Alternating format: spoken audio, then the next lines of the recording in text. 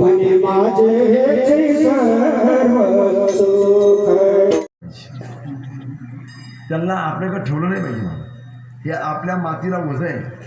अशा प्रकारचे लोक 22 जानेवारीला 22 जानेवारीच का 22 मार्चला मूर्तिप्राण प्रतिष्ठा सोहळा, 22 जानेवारीला ज्या वेळेला मूर्तिप्राण प्रतिष्ठा सोहळा झाला त्यावेळेला एका माणसाने मला विचारलं, म्हटले महाराज आज रामाच्या मूर्तीचा प्राणप्रतिष्ठा सोहळा अयोध्येला झाला. हो झाला.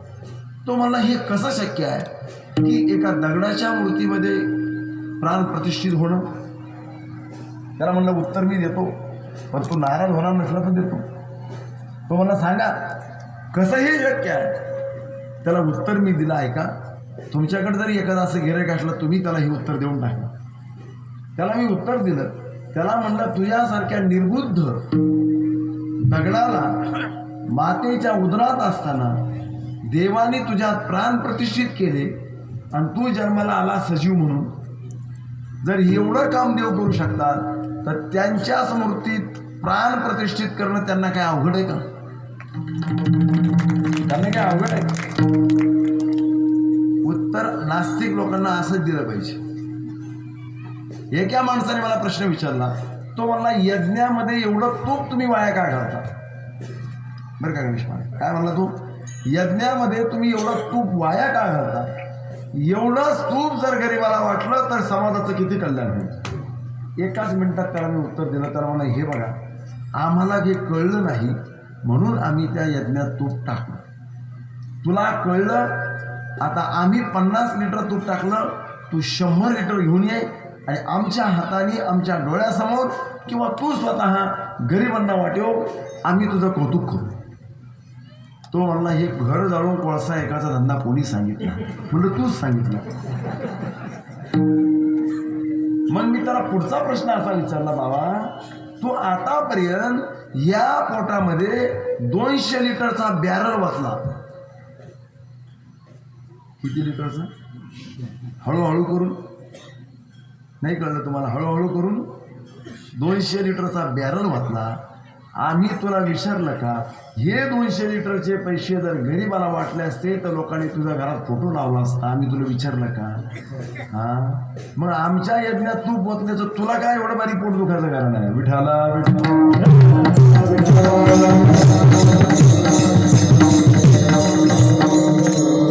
ऐका, मुद्दा काय चालला होता आपला? आज राम जन्म उत्सव आहे.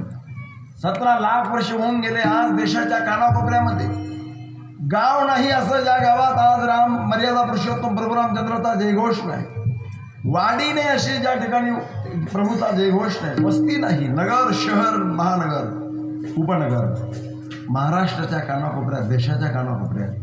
अहो महाराष्ट्र देश काय, जगातल्या अनेक देशामध्ये आज राम जन्म उत्सव साजरा होतो. ही मर्यादा पुरुषोत्तम प्रभू रामचंद्रावर असलेली भक्ती आहे लोकांची, लक्षात ठेवा. हा भाव आहे, ही निष्ठा आहे. आणि विशेष म्हणजे मी तुमचं कौतुक करतो. आज ग्रामस्थांचं मी कौतुक करतो की तुम्ही ग्रामस्थ मंडळी आता इथे साबुदाण्याची खिचडी बनवताय. अर्थात तुम्हाला उपवास आहे, बरोबर ना? साबुदाण्याची खिचडी चालू आहे ना? स्वयंपाक चालू आहे, साबुदाण्याची खिचडी चालू आहे. तुम्ही शिरूर परिसरातले भाविक आहात, तुमच्यावर परमार्थाचे संस्कार आहेत म्हणून तुमच्याकडे इथं साबुदाण्याची खिचडी बनते. काही अर्धवट लोक आज दुपारी 12लाच भाकरी खाऊन टाकतात. काही अर्धवट लोक दुपारी जेवण करतात. एवढे जर तुम्ही खायला ढकललेले आहे तर उपास धरता कशाला रे? जर तुम्हाला एक दिवस जर तुम्हाला जर जमत नाही त्या जेवणाशिवाय तो उपास धरता कशाला? या सगळ्या लोकांनी ना या मार्गातून बाजूला गेलं पाहिजे, अजिबात नाही राहिलं पाहिजे.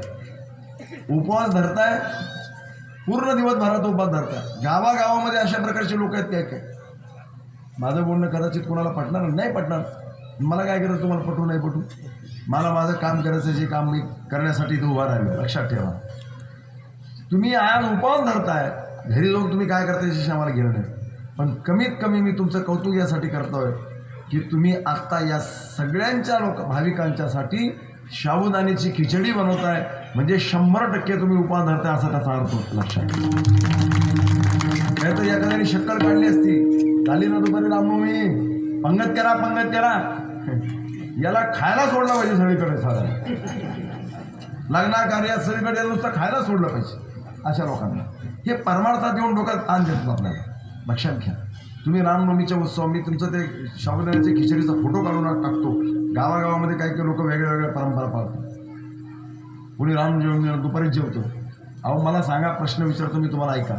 रामाचा जन्म दुपारी आहे म्हणून तुम्ही दुपारी सोडता आहे ना. काही असे माणसं मी पाहिले, ते कृष्णाचा जन्म रात्री 12 झाले की जेवण करतात. कमाल आहे. अरे 12 सकाळ 6 वाजे लोक काय अडचण आहे का तुला? एरवी 12ला खातो का घरी भाकरी? पण रात्री 12 जेवतो. हे काय करते लोक काही कळत नाही. रात्री 12ला राम कृष्णाचा जन्म झाला म्हणजे घ्या जेवण करून. मी तुम्हाला एक विचारतो, 6ला दत्त जयंती झाली म्हणजे घ्या जेवण करून. अरे बाबा असं नाही आहे. मग आता 6ला संध्याकाळी दत्त जयंती सोडता, राम जन्म दुपारी सोडता, कृष्णाचा जन्म रात्री 12ला सोडता, हनुमंताचा जन्म मग सकाळी 6ला आहे. 6लाच बसता का जेवायला? मग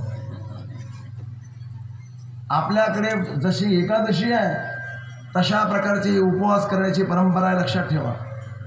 आणि या परंपरा तुम्ही शूर परिसरातले भाविक आहात, तुम्हाला सगळ्यांना मान्य दिसतंय. मला एखादे 2 कोणी असू शकतील ते माझ्या बोलण्याने विचार करतील.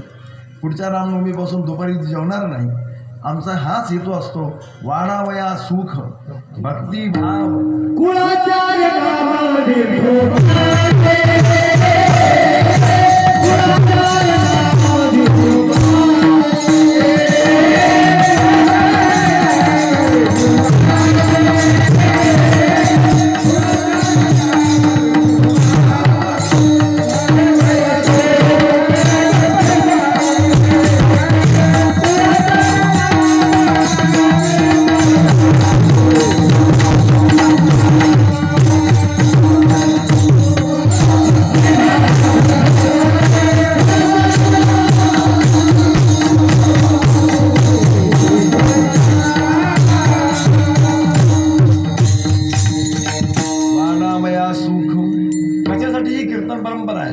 वाढावया सुख, वाढावया भक्ती, वाढावया भाव, वाढावया कुळाचार नाम विठोबाचे. हे सगळं वाढावं, हे कमी नाही व्हावं.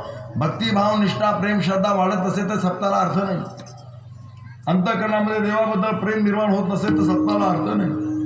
अंतःकरणामध्ये भगवंताच्या प्रति प्रीती होत नसेल, रामकृष्ण हरी महामंत्राचा जयघोष जप करण्याची इच्छा होत नसेल तर त्याला काही अर्थ नाही. सप्ताह चालू आहे, ज्ञानेश्वरीचं पारायण करावं वाटत नाही, सप्त्याला अर्थ नाही. सप्ताह चालू आहे, विण्याचा पारा वाजा वाटत नाही, सप्त्याला अर्थ नाही. सप्ताह चालू आहे, कीर्तन ऐकावं वाटत नाही, सप्त्याला अर्थ नाही. सप्ताह चालू आहे, सप्त्याला वर्गणी द्यावा वाटत नाही, जगून अर्थ नाही. विठाला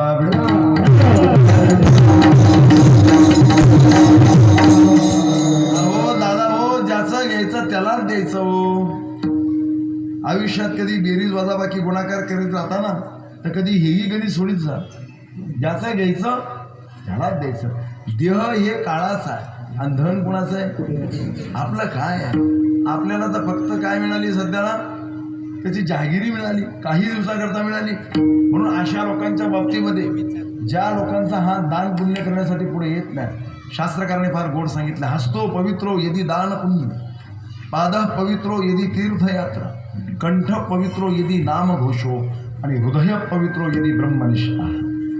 हाताचं पावित्र्य आहे दान पुण्य केल्याने, पायाचं पावित्र्य आहे तीर्थयात्रेला गेल्याने, कंठाचं पवित्र आहे नामस्मरण केल्याने आणि हृदयाचं पवित्र आहे ब्रह्मनिष्ठा अर्थात भगवंताशी एकक असं संलग्न राहण्याने.